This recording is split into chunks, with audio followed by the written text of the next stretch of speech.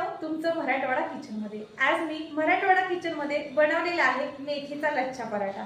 मेथी ही आपल्या आरोग्यासाठी सगळ्यात गुणधर्माने परिपूर्ण असते। चला मग आता वेळ न घालवता लगेच आपण रेसिपीला सुरुवात करूया। लच्छा पराठा बनवण्यासाठी इथं सुरुवातीला मी एक कणकेचा गोळा घेतलेला आहे छोटासा आणि पीठ लावून त्याची व्यवस्थित अशी पोळी लाटून घेतलेली आहे। आता या पोळीवरती 1 चमचा तूप, हळद पावडर, धना पावडर, लाल मिरची पावडर, सुहाना मसाला टाकून घेतलेला आहे आणि बारीक चिरून घेतलेली आपण इथे मेथी वापरलेली आहे। सगळं याला व्यवस्थित पसरून घेतलं आणि या पद्धतीने फोल्ड करून परत एकदा याचा रोल बनवून घेतलेला आहे।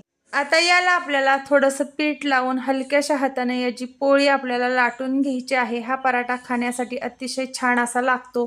तव्यावरती 2 चमचे तूप टाकून खरपूस असा हा मी भाजून घेतलेला आहे। तर कसे वाटले तुम्हाला हा लच्छा पराठा ते नक्की सांगा आणि चॅनलला आपल्या मात्र सबस्क्राइब करा।